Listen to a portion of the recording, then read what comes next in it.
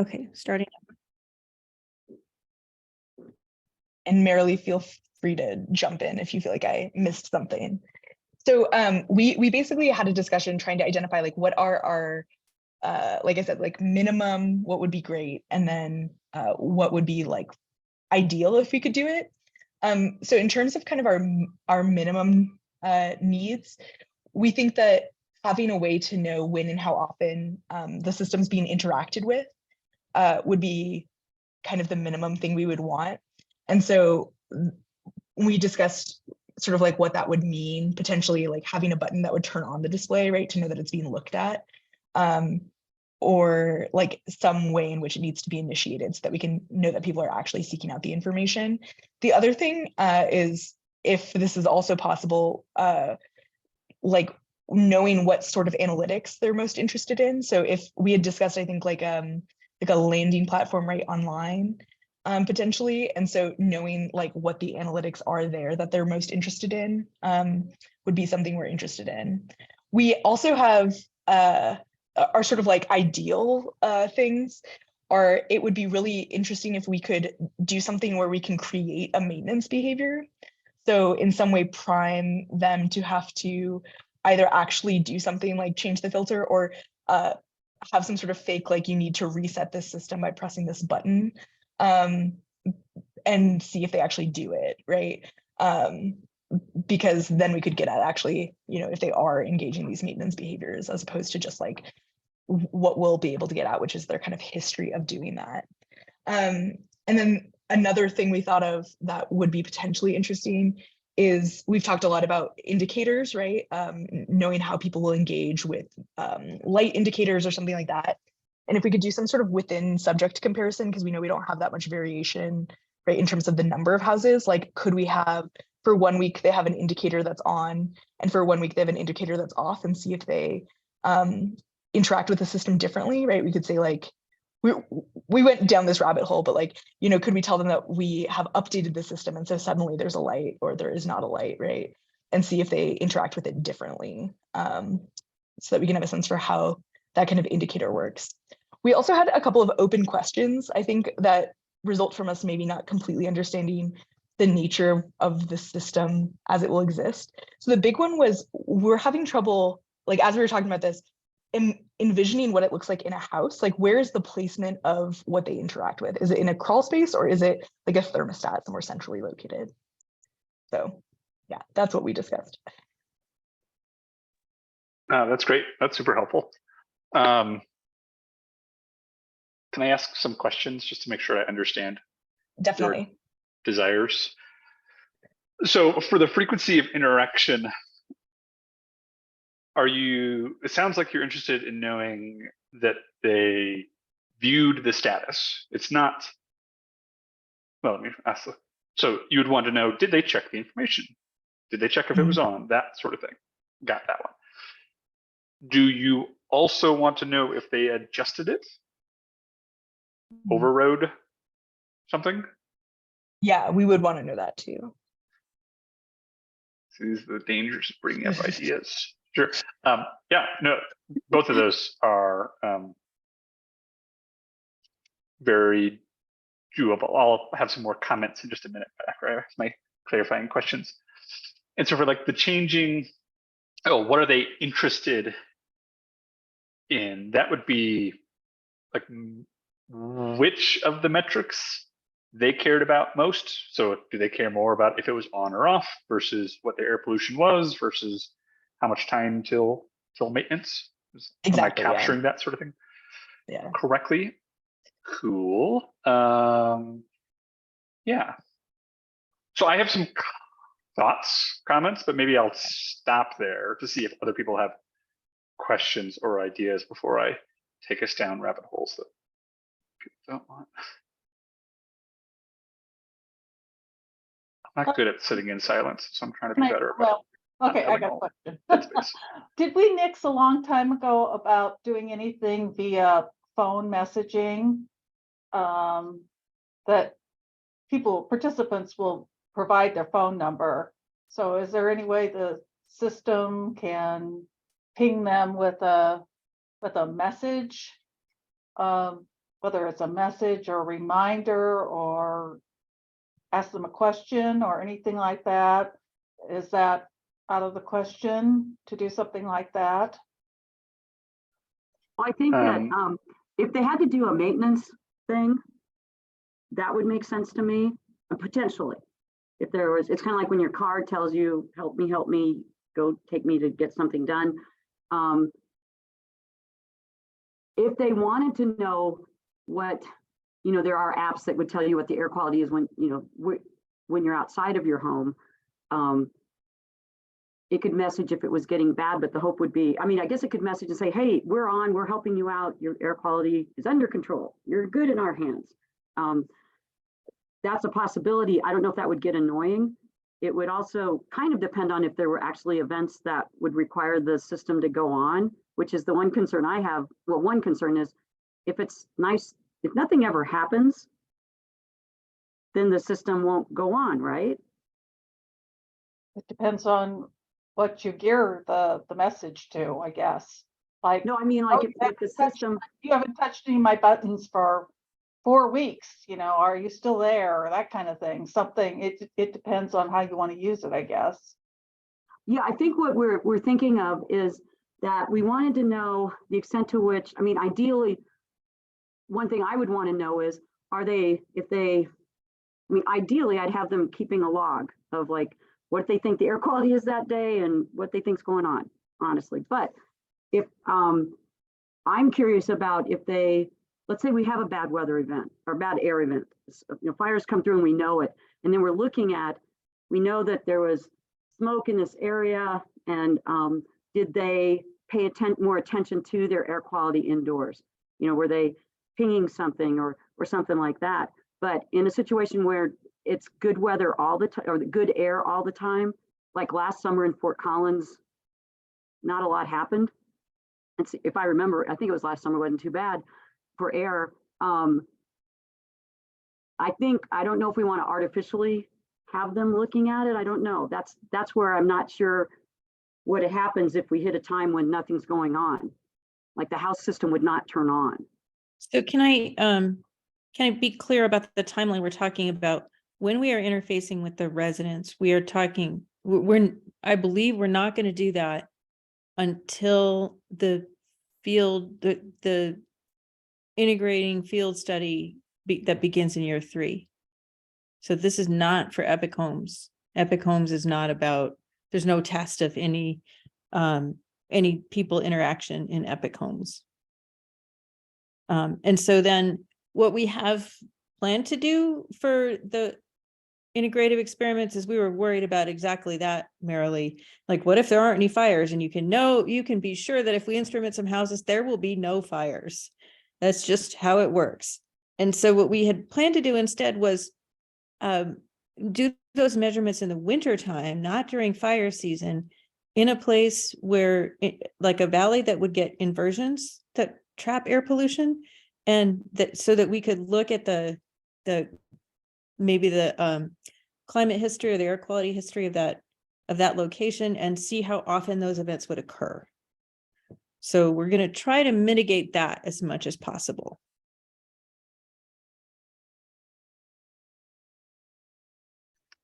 Couple thoughts that came to mind. And I wish I could find this chart real quick. I'll send it out later. We've been doing some digging into how often we have events. So to your point, Marilee, I think it's still up for debate about when we turn the system on, like effectiveness, that sort of thing. But over the last 3 years, we've only had, if I'm remembering the data right, we've only had 7 weeks that we didn't have at least one event that went into an elevated air quality index, AQI reading. So it all depends on where we put the threshold, I think, first. So we could discuss about, probably warrants a discussion at some point about where we want that. Now, we're lucky that we're often in clean air, but you go to Denver, they're always in the elevated AQI. So some thoughts there. And does it matter for intrusion and all this? But if we set the threshold low enough, I have no doubt that we can make the system go on a reasonably regular basis. That's the first one. That's like a scientific and philosophical discussion, I guess, for us at some point about when we click things on and off. In terms of the things you asked for, none of them, including the phone ones, scare me that much as long as we commit to having internet at the house. We can like dial back which of those become more challenging. There is none of those things that we haven't done already for something if we have it connected to the internet and we can feed it data or feed it logic and it's talking to our servers in regular time and all of those. So none of those that are worrisome. Maybe I'll just go through the list and we can talk more about whichever ones come up. In terms of your frequency of interaction when they're looking at things, unless we want them to push a button saying, I looked at the data, that's pretty challenging unless we're doing it where they're looking at the data on their phone, web, or whatever. If it's built into our physical thing on the house, in the house, that's hard to know if somebody's looking at something. If we're doing it on a phone or wherever that we're presenting that data, easy, super easy. Did they physically override it? Super easy. We're already capturing that information. We need to think about what are all the ways they could override it. But I'm not worried about that one. What are they interested in? That falls into, I think, the similar category. We could do that physically on the device. That's challenging. If we're presenting it on a phone, website, dashboard, whatever, offloading it from our physical hardware, no stress there at all. Priming them to do maintenance steps, we can build that into the hardware if we don't want to adjust it. So as an example, and we did this for something else, every 30 days, a light came on and they had to click the button to say, to turn the light off, right? And kept a counter of how long between when the light came on and when they turned it off. That's easy. If you want to change that or have it be like more dynamic, it's possible, but harder. I don't think it'd be a heavy lift. And I think based on previous conversations with Paul, he would be advocating for this. I think it's a reasonable one where that's tied to like what we think the air pollution would have been. 30 days at low or 5 days at high and the light turns on to mimic a maintenance. That's easy if we predefine it. Again, if we commit to having internet access, and what I'm talking about is like consistent, not us going to the house and doing things, but consistent. Yeah, we could do this whenever. Right? That's easy for us to push a signal from the stuff in my office and have the local things in their home say, turn on. Changing indicator lights. Yeah, I don't see anything really confusing there. We just need to think about what you really want to make sure that what we build into it. You know, changing the frequency that something blinks, easy. Changing what the colors are, not hard, but we want to know that up front. What it looks like in the house. Hopefully, let's see, how long do we have until the SURE students senior presentations? Hopefully in the next 3 weeks, you'll get a mock-up. Not that it's the final one, but I'm trying to have that student as part of their final presentation, have it in a housing that looks real, so at least it'd be something-ish. And respond via phone. Again, if we can say that they're going to have access to the internet and we are comfortable pinging their phone, but I think that would be a new thing on the IRB. It's not easy. It's not hard to do from our side of things. Send a text message or prompt them to go to a website. So nothing you said that overly worries me. Also, I'd say nothing that you talked about there, I think would change our near-term development unless we want to provide numbers physically on the hardware in the home. So if you want them to like see different ways that the numbers are presented, your concentration was, your average concentration was. If we want to, the term Erica used before was human-machine interface, that HMI thing she was talking about. That is more complicated. We are certainly able to do that. We'll want to kind of say that that's a priority and make sure we're starting to devote effort to that in the nearish term. If we're talking about changing frequency of blinking lights or green, orange, red, yeah, I'm not worried about any of those things. We can do it fast. So Christian, would it be, if we said it'd be cool to have a light that just said that, like green was your air's good, or like there was a light that's maybe hypothetically a light that said outdoors your air is yellow, indoors your air is green. Could we do that potentially? Yeah, that's quite easy. The most complicated piece there is us deciding what the lights are, what thresholds. But yeah, that doesn't worry me. Okay, because I mean, even if we can't, we can't track, like how often they look at that. It would be nice. Well, and then that goes to, will the box that they're looking at, it will be someplace that's within their house in a relatively normal space, like their hallway, or we don't know yet, or? I think that one's more up for debate depending on how we end up implementing the physical interaction, right? Or physical intervention. So how we interface with pressurizing the home. That said, part of the reason we set up the way we did, if you'll indulge me and I'll share my screen just so that we're on the same Hold on. page. Oh, I did fix it. Okay. I think I have the ability. So I know, we've seen this thing a couple times before, right? We could have what I'm calling like the central, which is doing all of the brains, somewhere else, and just create a box. Ooh, don't delete that. Which is just like an indicator, right? That's just does nothing except for what you want it to interface with people, or lights or whatever. Sorry, this is much more difficult than it should have been for me to present that. It is not a heavy lift to have one more little node that is indicators, right? That's not doing any of our control, it's not doing any of our indicators.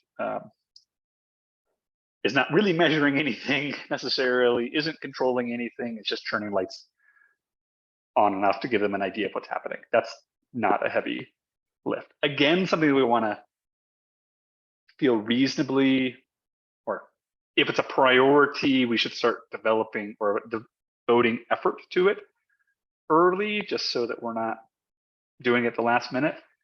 That's not hard. It's easy to send a signal to a remote little box and turn the lights on, turn the lights off, capture a little button push. That's all pretty easy. Well, if that, I mean, certainly from the standpoint of, thinking of their attitudes toward having the piece of equipment, their attitudes toward the importance of thinking about air in your home. To me, on the human side of things, if there was that indicator that could tell them, yeah, everything looks, your outdoor air is good, your indoor air is good, your outdoor is bad, your indoor air is better. Something like that. I would want to ask some questions that would help us to elicit some information from them about like how they're thinking before they get this thing and how they're thinking after, to see if having that increased it. Granted, we don't have, and then it'd be really nice if we could control group it somewhere, or we could have, I don't know, a set of homes where maybe we did that and we didn't, or one, even a small, potentially, you can't do stats on it, of course, but even in a small little case study of here's a home where it was, here's home where it wasn't, what did we learn potentially? But to me, being able, if it's a place where they would see that light, I think that would be interesting to look at. To understand that, because it's that other thing. If it's the same thing of if there was, we were thinking about like in the house I live in, when the furnace comes on, you know it. Wherever you are in the house, you know the furnace is on. But in a lot of houses, that's not the case. So we don't have and sometimes when it's really cold out and the furnace doesn't come on, you're kind of going, oh great, it broke. you know, but something that they see or hear, you know, typically that build, you know, oh, it's working. They know what it is. Now, I know there's concerns about the amount of sound, so we don't want it necessarily to be sound that is the thing that notifies them that their system is on, but something that they could look at or that they could see, this is working. I think would be pretty cool to then, and from my end of the science, that would be useful.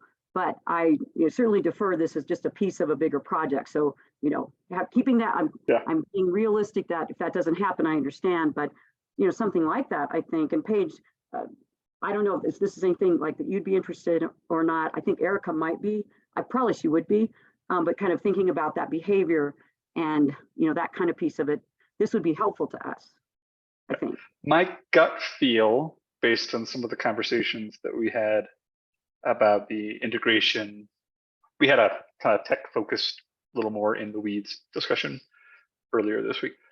As part of that, I am thinking it's more and more likely that the pieces that are doing the heavy lifting from protecting air quality are not going to be as they're not going to be able to be as consistent or as pretty looking, just because every house is going to be a little different. We need to put it a little bit differently, connect it differently. So I am thinking it's likely that the heavy lifting stuff might be ugly and hidden, and we just have a pretty thing that's just doing an indication and feedback. I think that's maybe a safer route for us to go, or gives us more flexibility. But I've heard you, made a note. I think it's a very doable thing if we decide it's an area we want the focus. And again, if we do some of this reporting back via phone or website or all those things, the things we started to build for you and Zoe for Seams are all set up. We just never got a chance to like implement them because they were so late in the project in Seams. But the code's already written, right? So we know where people are looking at on the website and where they're clicking and all of those pieces. So we can reuse a lot of the effort that was already done there. Well, that'd be great. Thanks. So I want to bring something forward, and now I feel like I'm a really bad spoil sport. But so the integrating project, the 16 home project that's late that's the last half, is really contrasting. Like it's a design where each home has a contrast. And so we're in that experiment, we're really looking at, is it more effective and a better response to allow people to respond to a trigger, or should it just be automated?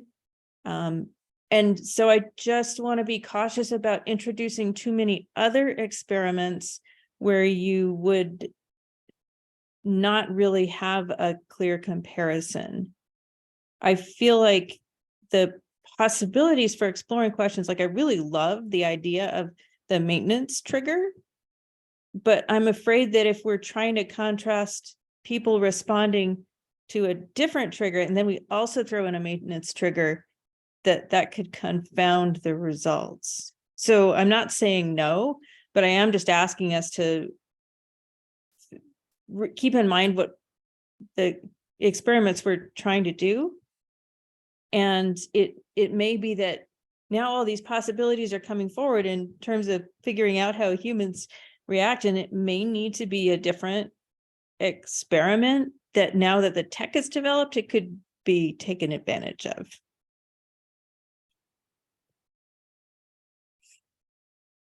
Well, I don't think you're spoiling things, Tammy. I think at least some of the things that when I think about what we're talking about now, as far as having information on the website, that would be regardless of where it is, we're interested in, did they ever go to the website? If they're there, what are they looking at?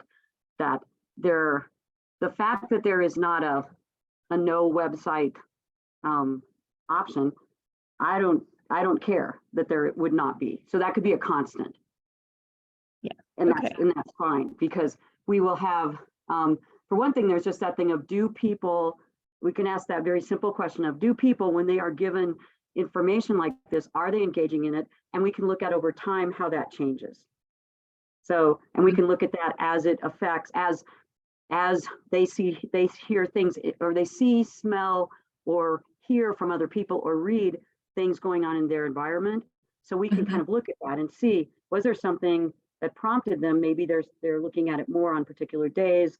But it's more, we could argue that there are outdoor signals that are encouraging that, in the environment.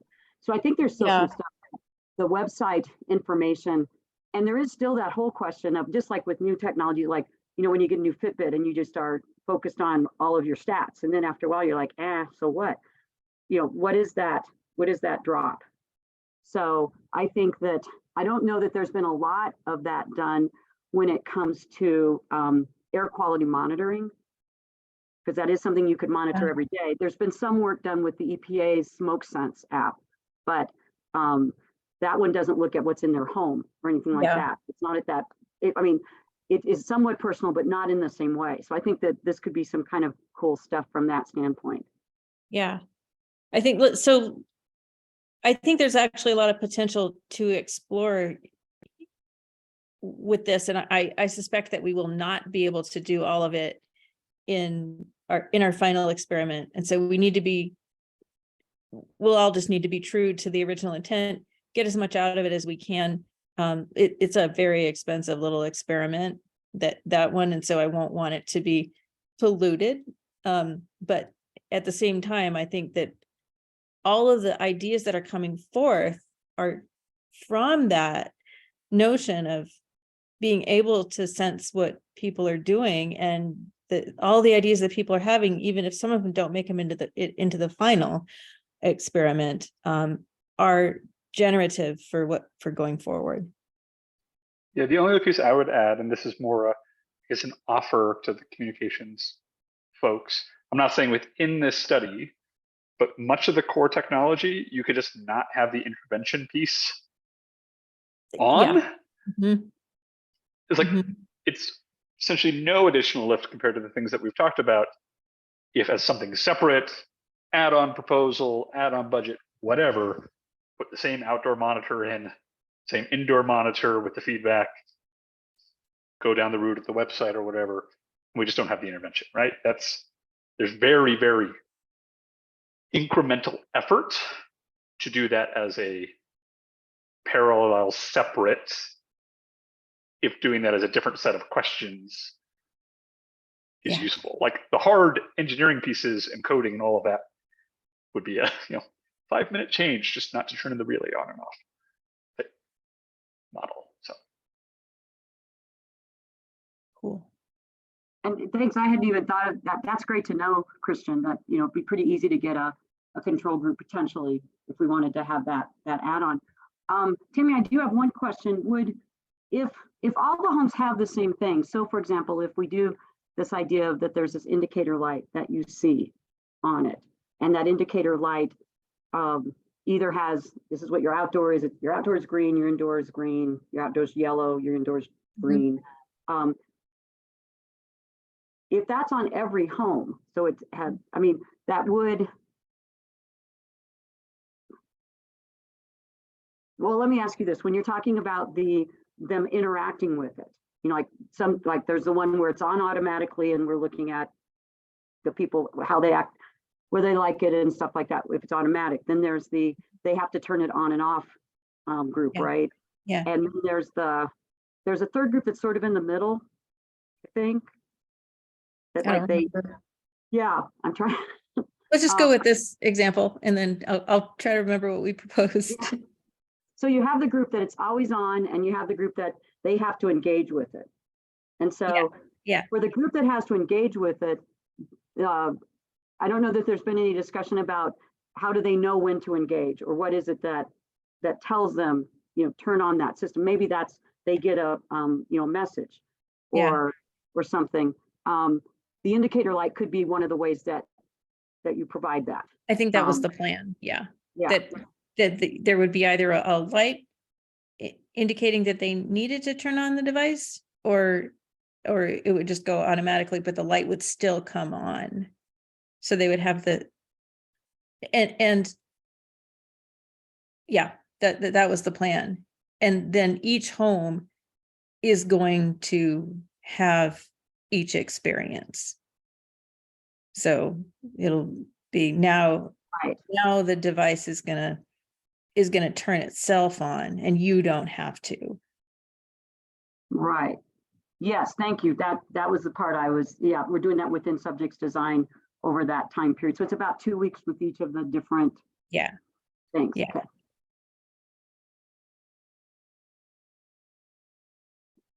Well, as usual, when we have two topics and we think one will be really short, it's not short and it takes the whole time. And so I'm not going to go into staffing, except to say that we should talk about it, because this project is supposed to have continuously either between 3 and 5 graduate students, and what we have right now is 1. And so I'm happy to talk about that more, and I'll bring it to a later meeting. But the question is, how are we going to get all this work done? And some of the answer is, well, we could hire somebody who's not a graduate student. There are trade-offs there because they're more expensive, but they're more productive. And so I have all those numbers queued up to bring to a later meeting. But in the meantime, if anyone has people, we have more money than people right now. So come talk to me. Christian, I know you're working with students. I'm not clear on how they're supporting you or how they're funded. We should bring all that to a later meeting and just probably spend a whole meeting talking about who's supporting this, as well as Erica was supported by Paige in the beginning part. That's because Paige was already on this. Paige was going to transition out. Paige is transitioning out earlier than we had planned. And so Erica's spot is also open. So we have a lot to sort out, and maybe I will put that in 3 weeks, since 2 weeks from now, some of the faculty are not going to be here. Yeah, sounds good. Very shortly, the student who's working for me right now is a freshman. So I'm hoping to keep him for the next couple of years, but not graduate level. Yeah. But I do have a meeting with somebody in 30 minutes. I'm trying to convince to join this project as a graduate student. So Okay. cross your fingers. Yeah. And I Because did it make is an good. offer to Nathan, who you met last week, but I give it less than a 10% chance of attracting him. Good students are hard to get. I mean, I think I sent you a note to say there's a student that reached out to me just this week. who I Yeah, had do in you class. stay on for a couple of minutes? Oh, sure. Yeah, I can. We can talk about that, and I can talk about it. Yeah, so I want to clear up what funding is available for everybody. It's in the proposal, it hasn't changed, but I'm happy to stay on and talk to you. Okay. But everyone else can go have a great weekend, Easter, Passover, however you celebrate spring, whether religious or non-religious. Thank you.